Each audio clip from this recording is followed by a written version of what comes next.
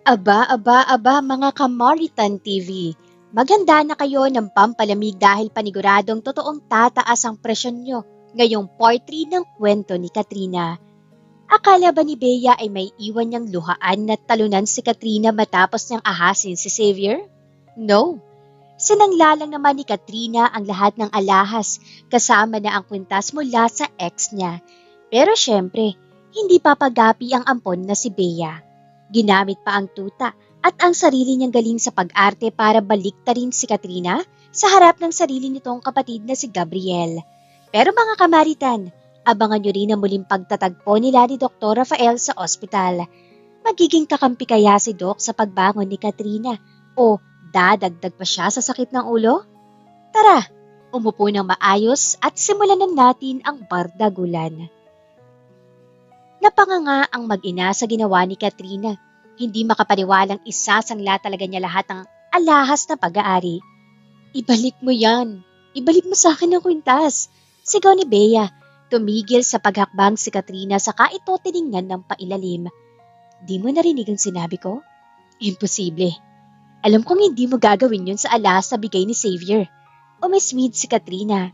Oh, please. Why would I lie? Rumihistro ang kaba at kalituhan sa mukha ni Bea. Kasi mahalaga sa iyo ang kwintas na yun. Nauutal niyang sagot. Natawa si Katrina. Noon yun. Nung hindi mo pa inaagaw sa akin si Xavier. Kaya wala ng value lahat ng binigay niya. Nanginig sa galit ang labi ni Bea. Hindi niya matanggap na sa isang iglap ay magbabago ang nararamdamang pagmamahal ng dalaga para sa lalaking minamahal. Hindi ganito ang inaasahan niya mangyayari.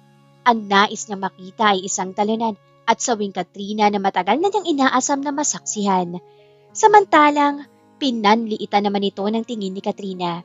Agad niyang napansin ang kakaibang ekspresyon sa mukha ng ampon. Bakit?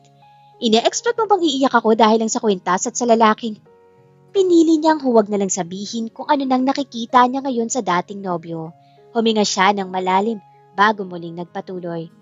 Sa dami ng pinagdaanan kong hirap, least of my concern ang pag-aagaw mo sa boyfriend ko.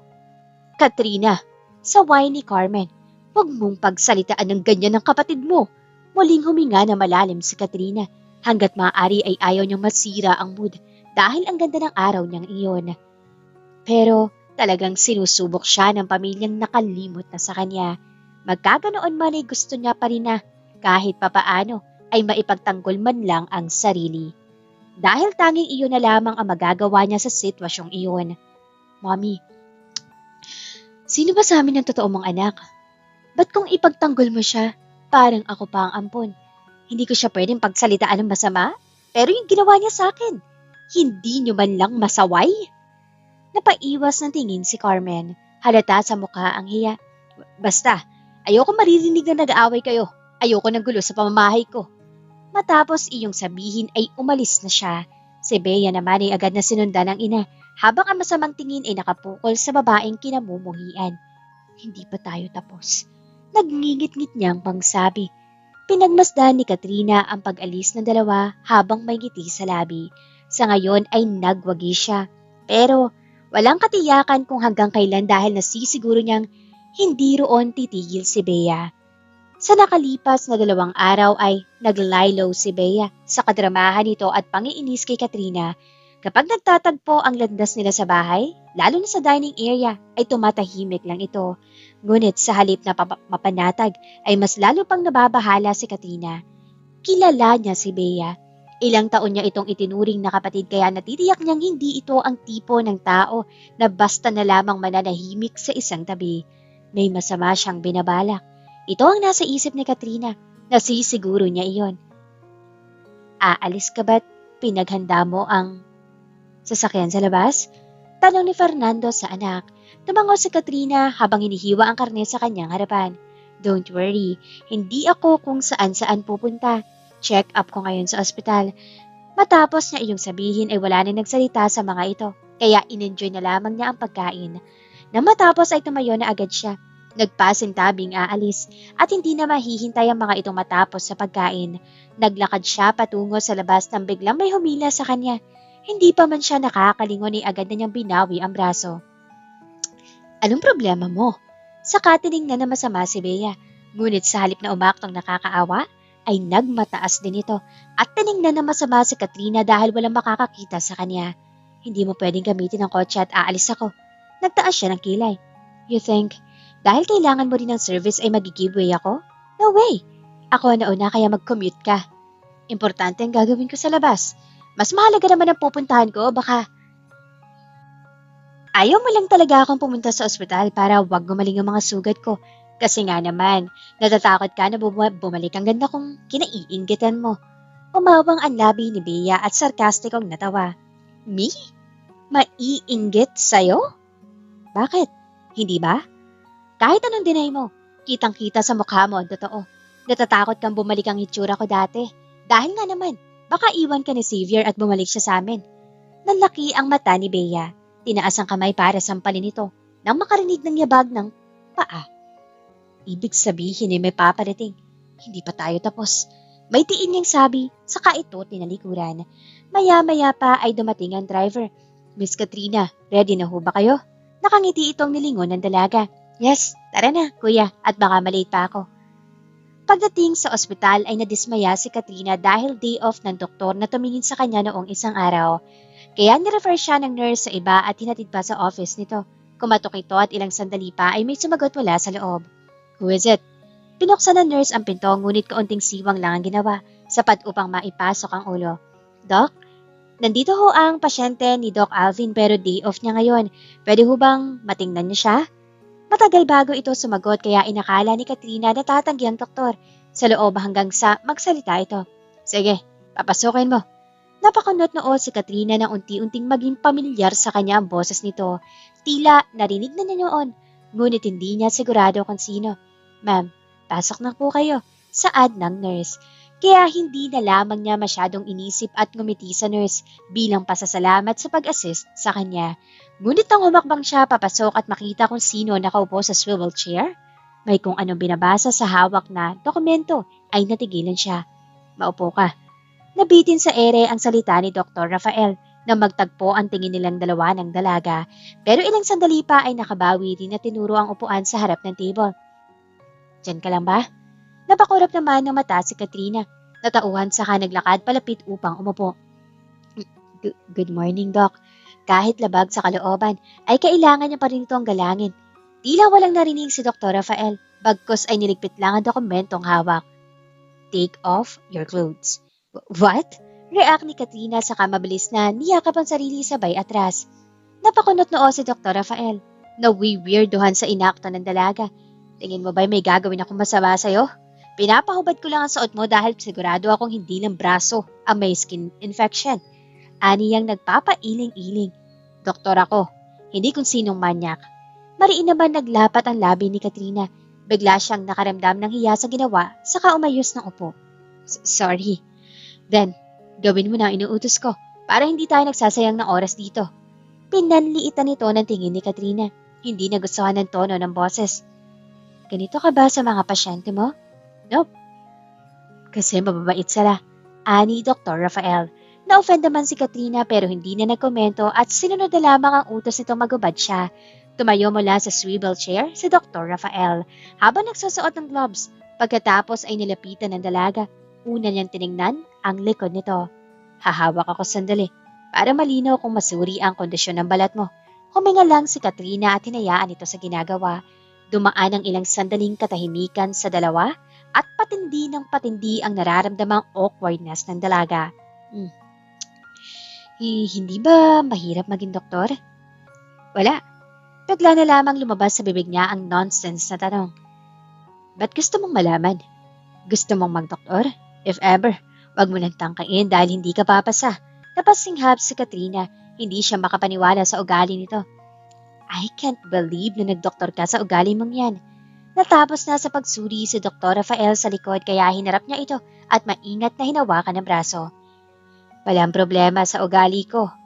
Except sa pinabagayan ko lang sa mga nakakausap ko. Nanginig ang labi ni Katrina sa inis. Parang gusto na lang umalis doon at sa iba magpapatingin. Sinasabi mo bang masama ang ugali ko? Tiningnan nito ni Dr. Rafael direkta sa mga mata. Nope. May trauma ka lang kaya nagkakaganyan Advice ko sa'yo, magpa-consult ka rin sa psychiatrist.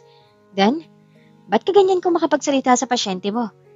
Di porket alam ko ang pinagdadaanan mo, yahayaan na lang kitang bastusin ang profession ko. Matapos niya iyong sabihin ay siya na mismo kumuha ng hinubad nitong damit. Magbihis ka na at re-resetahan kita ng gamot. Saka siya bumalik sa swivel chair. Napasunod ang tingin ni Katrina habang nabibihis dahil hindi niya ito maintindihan. May pagkakataong ang sama-sama ng ugali nito. Pero pagdating naman sa pagiging doktor, wala siyang masabi. Kahit galit ito at sinusungitan siya ay magaan ang kamay nito gaya na lamang nung una silang nagkita. Nag-angat ng tingin si Dr. Rafael matapos niya maramdaman na tinititigan siya ng dalaga. May problema ba? May masakit sa'yo? Tila naman nagising sa malalim na tulog si Katrina at umiling-iling. Bigla siyang nakaramdam ng hiya matapos mahuling tumititig. Thank you. Kahit masungit ka, muling nag-angat na tingin si Dr. Rafael sabay bigay ng reseta. Parang baliktad ata. Alam kong naiinis ka sa akin. Oh well, hindi na naman kita masasisi dahil sa ginawa ng pamangkin kong hindi na niya tinuloy. Dahil kapamilya niya pa rin si Xavier kahit nakakainit nga ng ulo ang ginawa nito. Nakidnap ang girlfriend tapos papakasalan ng kapatid. Kahit sino nga ay maiinis. Never mind, bilhin mo na lang to. Don't skip this treatment para mag-subside ang kate. I'm sure na nahirapan ka. Tila may kung anong mainit na bagay ang humaplos sa puso ni Katrina. Simula nang bumalik siya, ito ang unang beses na may nakapansin ng paghihirap niya. Yeah, sobrang hirap pero sanay na ako. Ngayon, parang wala na lang ang pangangati at hapdi. You're strong. Komento ni Dr. Rafael. Akmang sasagot ang dalaga na may kumatok sa pinto sabay bukas. Doc, dumating na po si Mr. Ocampo. Pahayag ng nurse. Okay, papasukin mo na tapos na rin kami rito. Ani Dr. Rafael. Kaya tumayo na si Katrina. Kaalis na ako. Thank you. Paglabas ng dalaga ay napatanong ang nurse. Bakit parang magkakilala kayo? Doc? Nag-angat na tingin si Dr. Rafael. Wag mo nang alamin. Nasaan na ang pasyente ko? Pinakaayaw niya pa naman ay iyong pinag-uusapan ng personal niyang buhay. Bigla namang sumaryoso ang nurse saka pinatuloy na ang pasyenteng naghihintay. Samantalang si Katrina naman ay tumambay muna sa waiting area. Wala naman siyang ibang gagawin at ayaw niya rin umuwi agad. Kaya magpapalipas na lamang siya ng oras sa labas. Nanood na lamang siya ng palabas sa telebisyon. Hindi lang naman siya ang invested sa palabas. Marami sila roon. Hanggang sa hindi na niya namalayan ng oras. Na-enjoy niya ng husto ang panonood na 2 taon niya rin hindi naranasan. Saka lang siya tumayo sa kinauupuan ng makaramdam ng gutom. Palabas na siya ng ospital nang makarinig ng wangwang ng ambulansya. Sunod na lamang nangyari ay may mga medical staff na nagmamadaling makalabas at kabilang doon si Dr. Rafael.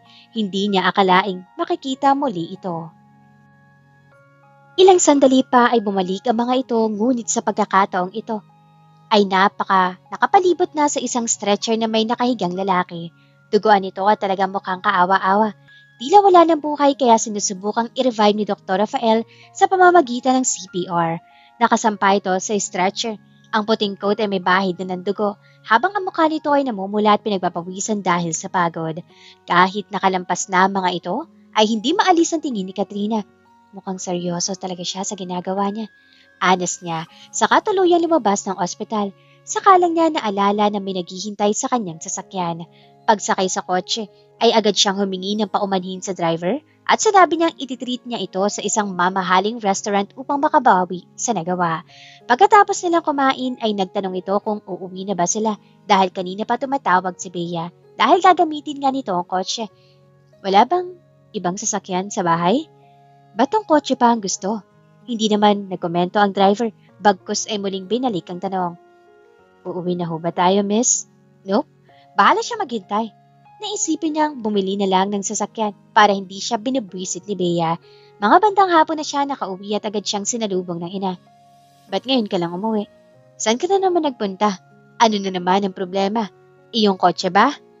Pinauna ko nang bumalik kanina pa. Kanina yung kotse sa labas. Tanong ni Carmen. Akin.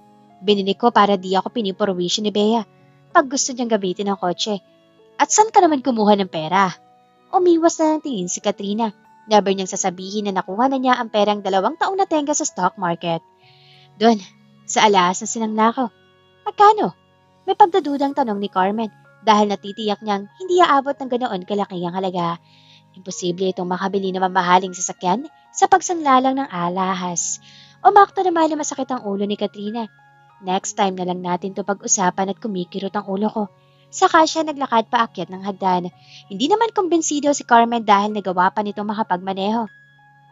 Sandali lang, Katrina. Hindi pa tayo tapos. Ngunit tuloy-tuloy lang ang dalaga hanggang sa makarating sa kwarto kung saan ay naabutan niya ang isang maliit na tuta na nginangat-ngat ang kama niya. Ang kumot ay nagkandawasak-wasak na at may mabahong amoy sa buong silid. Ano to?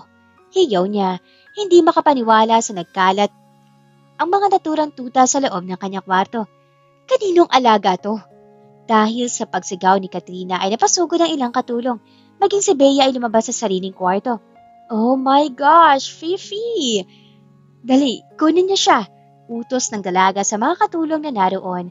Kung nakakamatay lang siguro ang tingin ni Katrina, ay baka kanina pa bumulagta ang dalaga sa sahig. Alaga mo? Anong ginagawa sa kwarto ko? Napapikit si Bea. Animoy natatakot. Sorry, ate. Nasanay lang kasi si Fifi na tumambay sa kwarto mo. So? Hindi mo ba pwedeng i-cage yan para hindi nakakalabas? Ate naman, wag kang harsh sa aso. Hindi siya sanay na kinukulong. Ani Bea. Isang malalim na paghinga ang ginawa ni Katrina. Ano nang mangyayari sa kwarto ko? Nakikita mo naman siguro kung anong gulo ang ginawa niyang alaga mo. Sorry na ate. Promise, hindi na ito maulit. Hingin pa umanhin ni Bea na tila paiyak na ng sandaling iyon. Napairap naman si Katrina. Alam na niya ang style nito. Nagpapaawa sa harap ng ibang tao para siya mukhang masama. Then, ayusin mo ang kwarto ko. Alaga mo nagkalat, kaya ikaw ang gumawa. Huwag mo ipasa sa mga katulong dahil hindi nila yan obligasyon.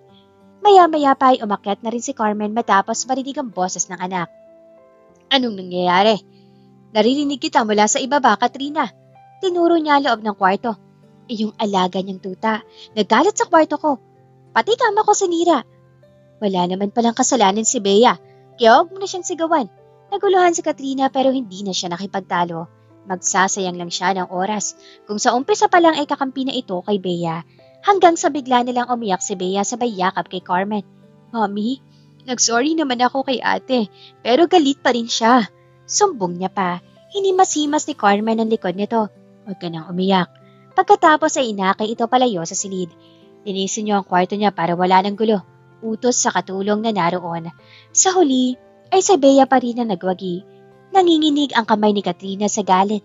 Gustong isigaw ang sekretong nalalaman. Pero kailangan niyang kumalma dahil nasisiguro niyang gagawa at gagawa ng paraan si Bea para tuluyan siyang mapatalsik sa bahay at sa buhay ng kanyang pamilya. Aangkinin nito ang buhay na meron siya at kanya lang. Ilang sandali pa ay bumalik ang mga katulong pero pinigilan niya. Huwag na, ako na lang bahala. Aniya, sabay kuha sa dalang panlinis. Sige ho, miss. Pagkaalis sa mga ito ay isinagawa na niya ang plano. Nilagpit niya ang dumi ng aso at pagkatapos ay itinapon sa silid ni Bea habang walang nakakapansin. Matapos ay bumalik siya sa kwarto na tatawa-tawa. Habang pinapalitan ng punda ang unan, ay nakarinig siya ng sigaw at natawa si Katrina na marinig ang boses ni Bea. Maya-maya pa ay kumalampag ang pinto. Buksan mo to. Napairap si Katrina saka siya lumapit sa pintuan. Bakit? Talaga bang nananadya ka? Bakit mo nilipat sa room ko dumi ng aso? Nanggagalaiti pa rin sigaw ni Bea habang pinupukpok ang pinto. Buksan mo, sabi ko. Pumuntong hininga siya sa binuksan ng pinto at bumungad ang galit na pagmumukha ni Bea. Umamba itong mananampal, ngunit mabilis siyang umatras. Humabol naman ito at sa pagkakataong iyon ay nahawakan nito ang kanyang braso sabay hila. Muling umamba ng sampal ngunit inunahan na ni Katrina. Sa lakas ay napaling sa ibang direksyon ang mukha nito. Nanlalaki ang mga mata ni Bea. Hindi makapaniwalang magagawa siya nitong saktan. Kaya nang dahan-dahan niya itong tiningnan, ang mga mata nito ay namumula sa galit. Ang nakakuyom na kamay ay nanginginig at gustong lumaban. Binalik ko lang ang kalat ng alaga mo tapos gusto mo pa akong saktan? Parang sumusobra naman atang ampun na tulad mo. Ani Katrina, walang ano-ano ay sumugod si Bea at sinabunutan nito. Hindi naman nagpatalo si Katrina. Naghihilahan ng buhok at nagsisigawan sila ng sandaling iyon. Sa kabila ng ingay na nanggagaling sa ikalawang palapag ng bahay, ay wala ni isang nakarinig dahil nasa kusina ang karamihan habang ang ilang katulong ay abala sa ibang gawaing bahay. Walang nadadaan malapit sa hagdan kung saan ay bahagyang maririnig ang sigawan, maliban kay Gabriel. Nakapapasok lang at paakyat na ng hagdan. Sa kalagitnaan ng pagpanhik ay narinig niya ang boses ng dalawa kaya agad siyang napasugod sa kwarto. Gulat na gulat siyang makita na nakahiga si Bea sa sahig habang nasa ibabaw si Katrina. Nagsasabunatan ng dalawa at nagkakalmutan. Anong ginagawa ninyo? Sigaw ni Gabriel sabay hila kay Katrina palayo na ikinasubsob nito sa sahig.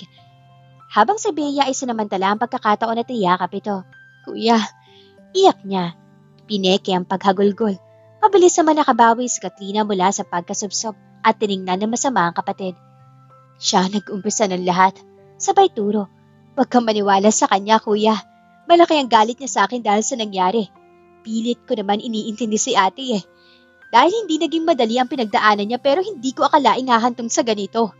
Ani Bea, na natiling nakayakap kay Gabriel habang nakangiti ng palihim kay Katrina. Napasinghap si Katrina at parang gustong matawa sa inis dahil sa sobrang galing nitong umarte. Ang balikta rin siya at pagmukhang masama sa sitwasyong iyon. Matalim ang tingin ni Gabriel sa kapatid. Hindi ko kakalaing, binago ka na ng panahon. Ang dating Katrina, ang mabait kong kapatid ay tama na. Tama na, kuya. Putol niya. Hindi ko na kailangan pang marinig ang sasabihin mo dahil matagal ko nang tanggap na wala na ako sa buhay niyo. Pinalitan na ng babaeng yan na kahit anong paliwanag pa siguro ang sabihin ko sa inyo, hindi na kayo maniniwala. Wala na kayong pinaniniwalaan kundi siya lang. Sa pagsigaw niyang iyon, ay pumikit siya upang hindi tumulo ang luha sa mga mata. Hindi siya iiyak sa harap ng mga ito. Hindi niya hahayaang magwawi si Bea at ipamukha sa kanyang naagaw na nito lahat ng meron siya.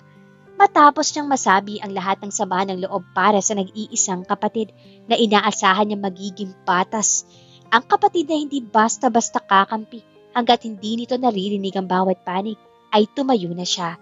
Kahit hirap dahil sa ginawa nitong pagtulak ay tiniis niya. Labas, ayoko na kayong makita rito sa kwarto ko. Ano? React ni Gabriel. Tumingala siya sa kisame upang maiwasan ang pagpatak ng luha sa mga mata.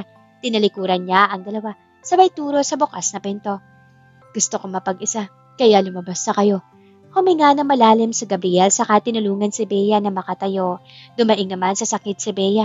Ani mo ay napilayan kahit ang totoo ay nagkukunwari lang ito. Kaya binuhat na ito ni Gabriel. Saka tiningnan na masama ang kapatid. Matapos ay naglakad na siya palabas ng silid. Ang buhat na si Bea ay nakangiting ng aasar. Kumuyom ang kamay ni Katrina at pagkatapos ay tinaas niya ang kamay. Inangat ang middle finger. Nako, mga Kamaritan TV, napakasakit sa ulo at dibdib ng kabanatang to. Isipin mo, sariling kapatid mo? Mas pinanigan pa ang ampon na nagpa-victim kaysa makinig sa totoo mong salaysay. Pero bago tayo tuluyang umusok ang mga ilong natin, narito ang mahalagang aral na iniiwan sa atin ngayong araw. Huwag mong hahayaang sirain ng galit ang iyong dignidad at huwag na huwag kang magmamakaawa sa taong ayaw kang paniwalaan. Ang totoong laban ay hindi nadadaan sa sigawan o paawa effect, kundi sa tahimik na pagpapalakas ng sarili para sa tamang oras ng pagniningil. Ano sa tingin nyo, mga Kamaritan TV? Dapat na bang ilabas si Katrina ang malaking kartada niya laban kay Bea? I-comment nyo na ang inyong mga reaksyon sa ibaba. Mag-like, share, at mag-subscribe na rin kayo para hindi nyo ma-miss ang susunod na rest back ni Katrina. Hanggang sa muli, ito ang inyong paboritong channel. Nagpapaalala, mag-iingat sa mga ahas sa paligid. Bye mga Kamaritan TV!